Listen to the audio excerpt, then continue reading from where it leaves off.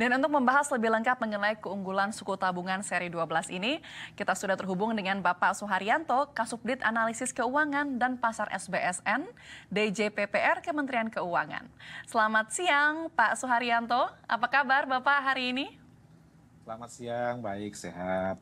Baik, terima kasih Pak Suharyanto sudah hadir bersama kami di Investor Market Today.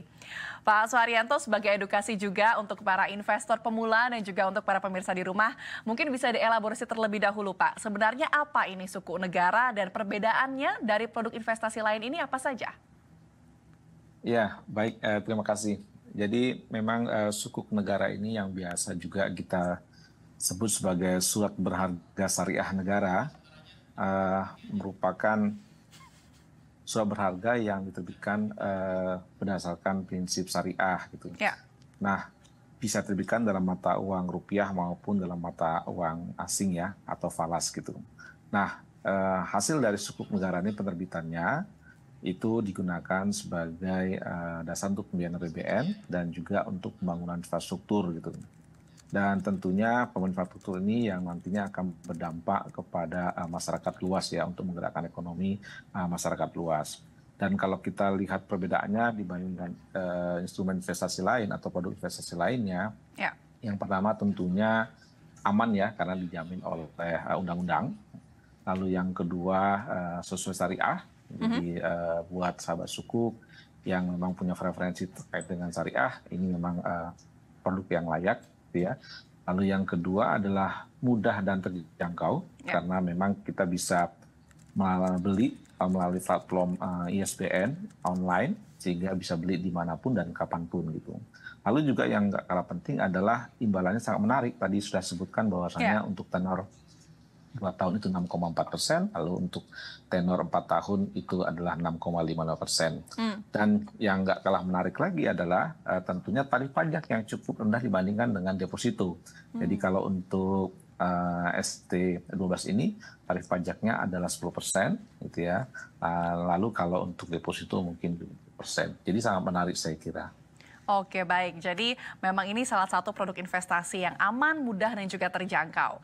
Kalau kita tarik ke belakang, Pak Suharyanto, suku negara ini sudah diterbitkan sejak tahun 2008 ya, dan suku retail diterbitkan sejak tahun 2009.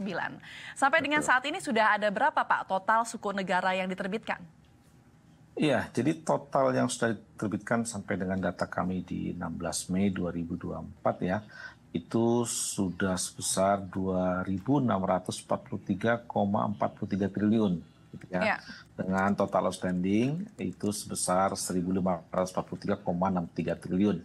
Nah, untuk suku retailnya itu sampai saat ini sudah kita terbitkan sebanyak 433,33 triliun, yaitu untuk 23 seri sukuk retail atau SR, lalu 13 seri untuk sukuk tabungan, lalu ada juga untuk yang sukuk wakaf retail itu 4 seri gitu ya. Oke, nah nantinya sukuk negara ini akan digunakan seperti apa Pak penggunaan dananya? Untuk apa saja? Iya, terkait dengan penggunaannya, jadi memang kita tidak terlepas dari strategi pembiayaan tahunan maupun pembiayaan jangka menengah ya, dan juga dalam rangka untuk diversifikasi instrumen dan sumber pembiayaan APBN. Oleh karena itu, dalam rangka untuk pembiayaan proyek-proyek APBN, kita menggunakan sukuk ini. Jadi sampai saat ini kita sudah mendanai sebesar atau sebanyak 6.104 proyek ya. Oke. Dan ya, jadi tersebar di seluruh Indonesia, mulai dari pembangunan jalan itu hampir jalan dan jembatan hampir semua provinsi, lalu ada jalur kereta itu di Jawa, Sumatera, Sulawesi gitu ya. Lalu juga bandar udara, lalu juga sumber daya air, lalu juga ada revitalisasi asrama haji, lalu juga untuk KUA manasik haji, lalu juga untuk gedung perkuliahan, lalu juga pengembangan madrasah, lalu juga taman nasional, dan yang mungkin yang nggak kalah penting adalah pembangunan dan pengembangan laboratorium ya. Ya. Itu Oke. banyak.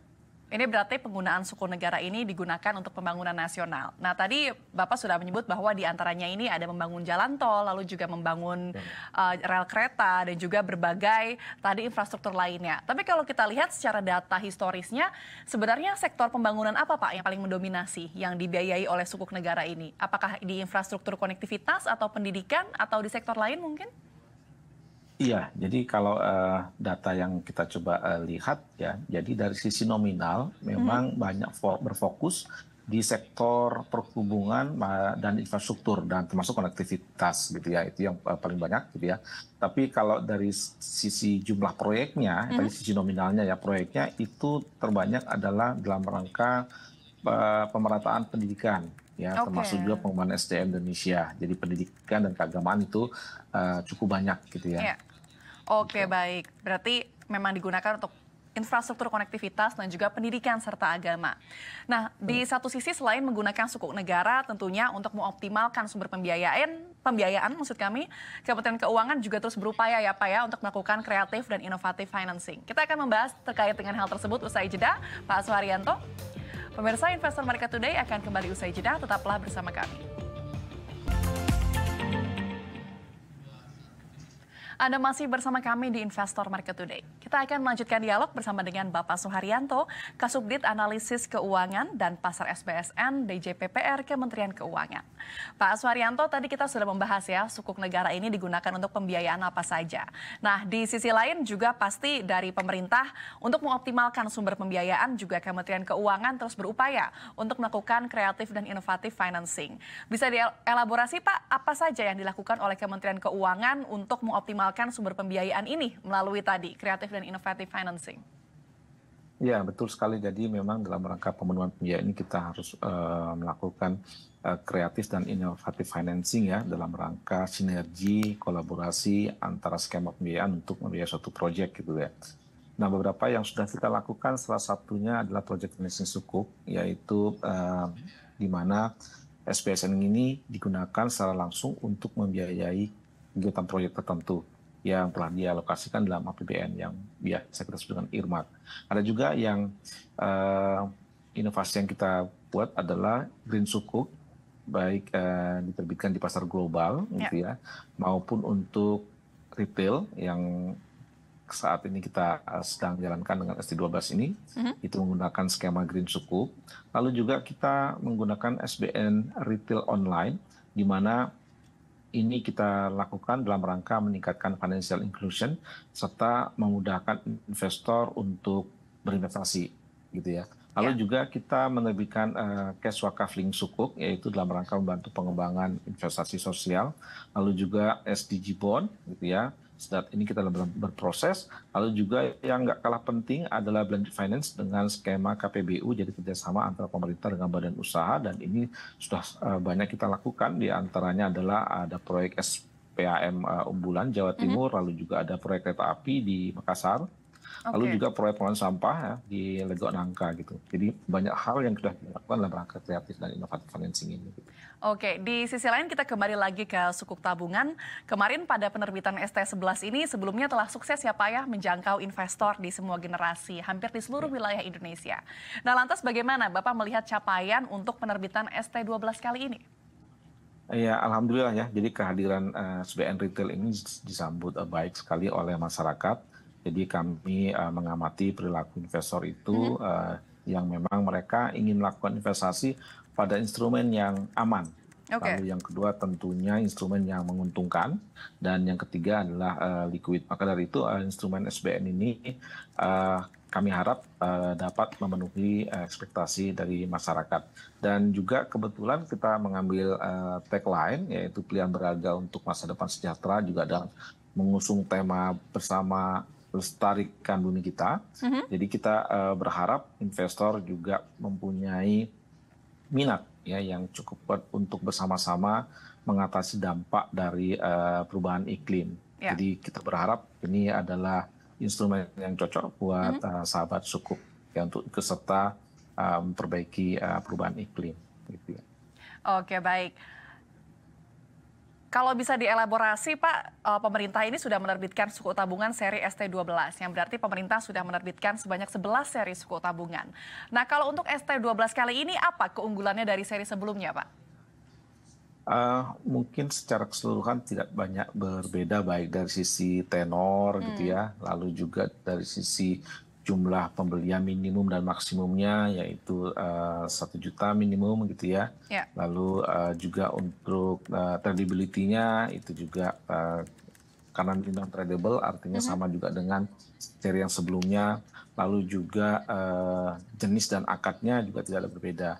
Dan mungkin yang membedakannya adalah tingkat imbalannya, di mana yang ST12 ini dengan floating with floor untuk tenor 2 tahun 6,4%, lalu untuk ST12 tenor 4 tahun itu 6,55%. Dan untuk jumlah medisnya juga ada penambahan, yaitu 30 mitra distribusi yang membantu kita untuk mendistribusikan. Ya.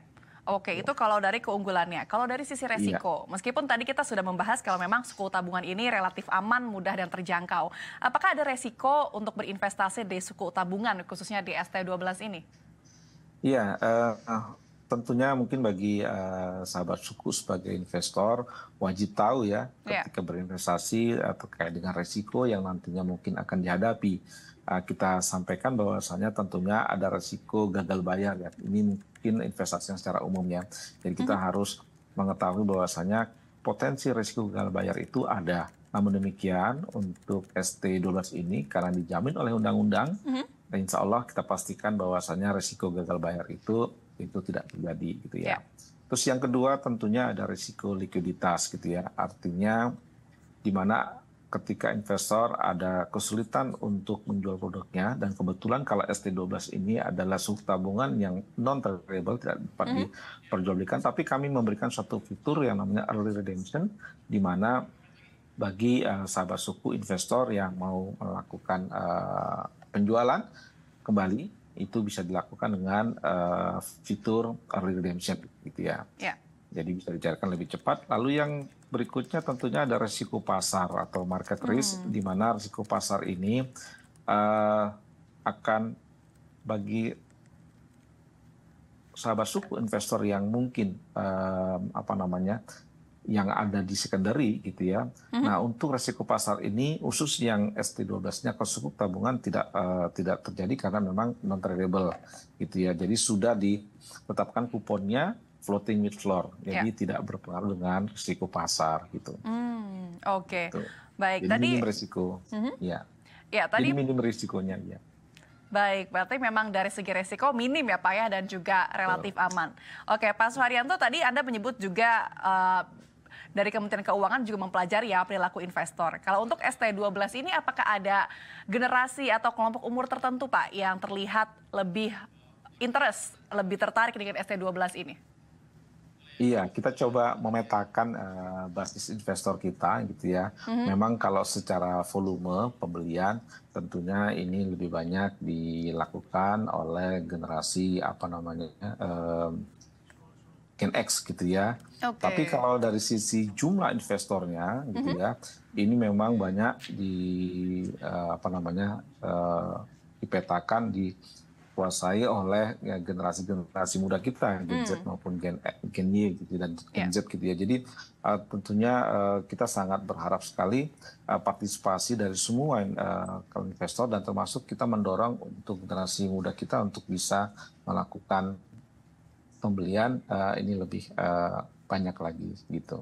Baik, Pak Suharyanto, kita juga tahu ya kalau generasi muda sekarang ini sudah mulai tertarik untuk berinvestasi. Dan ada juga yang berinvestasi di saham dan juga di produk lainnya. Kalau untuk literasi suku tabungan sendiri, Anda melihatnya apakah sudah cukup di kalangan masyarakat, terutama generasi muda? Iya, kami sudah relatif sering secara frekuensi untuk datang ke kampus, untuk datang ke komunitas, datang ke beberapa media-media dengan platform gitu ya. Namun kami merasa memang itu masih belum cukup. Kami perlu menambah lebih banyak lagi media yang bisa kami lakukan untuk bisa berkomunikasi dengan investor, dan harapannya tentunya semakin banyak yang bisa kita jangkau, dan semakin banyak pengetahuan wawasan dari semua calon-calon investor maupun investor yang bisa ikut serta berpartisipasi di dalam membeli ST12 ini maupun juga produk-produk lainnya. Gitu. Ya, oke. Tadi selain juga melakukan roadshow ke berbagai kampus, apakah ada bentuk literasi lain, Pak? Dan bagaimana sejauh ini respons dari generasi muda, mungkin dari Gen Z dan juga milenial terkait dengan suku tabungan sebagai produk investasi? Iya, alhamdulillah responnya sangat positif ya, antusiasme dari investor kita sangat besar gitu ya, karena memang selama ini khususnya investor muda kita lebih banyak mengetahui investasi di saham misalnya atau deposito atau reksadana gitu ya. Nah ini merupakan tantangan buat kita, challenging banget untuk bisa mengedukasi, memberikan literasi kepada kalangan muda kita untuk yang fixed income seperti ini gitu ya. Bahwasanya ini memberikan suatu keuntungan tersendiri yang lebih memberikan jaminan, dan termasuk juga ini memberikan suatu confidence kepada teman-teman investor bahwasanya ini merupakan instrumen yang layak gitu ya, yang aman, dan saya kira antusiasme cukup tinggi sekali ya. Ya, oke. Sejauh ini apakah ada yang dikomplain atau yang disampaikan oleh para generasi muda ini, apakah ada kesulitan dalam akses suku tabungan, Pak? Relatif sangat minim sekali ya untuk hal-hal yang sifatnya komplain gitu ya, karena memang beberapa hal memang mungkin yang paling penting adalah literasi, bagaimana kita memperbanyak secara frekuensi ya tentunya dalam berbagai media untuk bisa menyebarluaskan terkait suku tabungan maupun instrumen-instrumen syariah lainnya gitu ya, ataupun surat berharga negara secara umum gitu ya. Dan memang sedikit komplainnya karena memang literasinya masih sangat terbatas dibanding dengan instrumen-instrumen lain seperti saham gitu ya. Jadi oleh karena itu menjadi tantangan buat kami untuk bisa menjangkau investor kita ya. Oke, sejauh ini bagaimana Pak Suharyanto pemanfaatan digitalisasi untuk sukuk tabungan? Oh ya, sangat baik sekali ya. Saya kira hal yang sangat positif adalah terkait dengan platform yang ISBN ini. Jadi dengan online ini, semua investor dapat melakukan pembelian kapanpun dimanapun, termasuk hari libur maupun hari biasa, gitu, hari kerja, dan termasuk juga jam-jam tidak ada halangan jam-jam tertentu, sehingga ini menjadi bagian yang mungkin menjadi berbeda dengan instrumen-instrumen lainnya yang mereka hanya bisa aktif di hari kerja saja. Gitu. Baik, berarti memang fleksibel ya dari segi waktu. Betul. Baik, Pak Suharyanto mungkin bisa dielaborasi Pak bagaimana cara berinvestasi di ST12 ini dan distribusinya kemana saja untuk para pemirsa di rumah? Oh iya, jadi buat sahabat sukuk, investor kita, tahapan-tahapannya untuk bisa berpartisipasi ini sangat mudah sekali tentunya ya.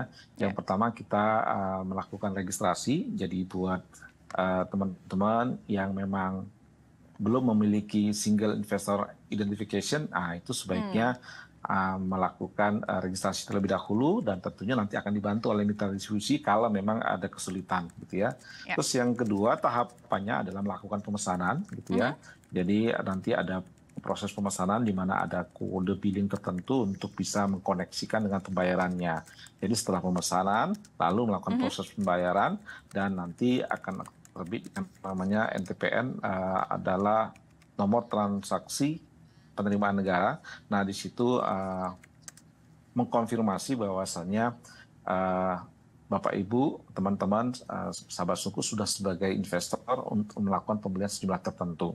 Lalu juga terakhir adalah ada konfirmasi nanti melalui media email dan lain sebagainya untuk mengkonfirmasikan pembayaran yang telah dilakukan. Jadi tahapannya sangat sederhana, jadi bisa dilakukan di media platform online yang telah kami sediakan. Dan semuanya ini didistribusikan melalui teman-teman kami atau mitra distribusi yang ada 30 mitra distribusi, di mana diantaranya 2 bank syariah, lalu ada 18 bank konvensional, lalu ada 4 perusahaan efek khusus dan 6 perusahaan efek. Jadi semua channel bisa digunakan untuk bisa dimanfaatkan oleh sahabat suku. Ya. Baik, ini artinya untuk investasi ST12 ini semua tahapan sudah bisa dilakukan secara online ya Pak ya, sudah tidak perlu Betul. datang ke kantor ataupun keluar dari rumah bahkan. Baik, Ya, Pak Suharyanto, betul. tadi kita sudah membahas ya bagaimana cara berinvestasi di suku tabungan. Terakhir Pak, bagaimana Anda melihat potensi kunci sukses Indonesia untuk menjadi penerbit green suku terbesar di dunia? Iya, jadi kita melihat bahwasannya memang Green Sukuk ini adalah menjadi bagian yang memang menjadi kebanggaan buat kita karena kita adalah penerbit pertama Green Sukuk ya dan kita mendapatkan beberapa penghargaan terkait dengan Green Sukuk ini. Jadi tentunya kita sangat optimis dengan penerbitan Green Sukuk karena Green Sukuk ini terbitkan bisa secara global maupun dalam rangka yang retail ya. Yang untuk yang retail ini kita memang dedikasikan di ST12 khusus tenor 4 tahun. Iya, kita sangat optimis itu. Baik, berarti memang potensinya sangat besar ya. Dan juga untuk para pemirsa di rumah, suku tabungan ini bisa menjadi salah satu alternatif investasi karena tadi selain aman, mudah dan juga terjangkau. Baik, terima kasih untuk waktu dan insight-nya Bapak Suharyanto, Kasubdit Analis Keuangan dan Pasar SBSN BJPPR Kementerian Keuangan. Terima kasih untuk waktunya, selamat kembali beraktivitas.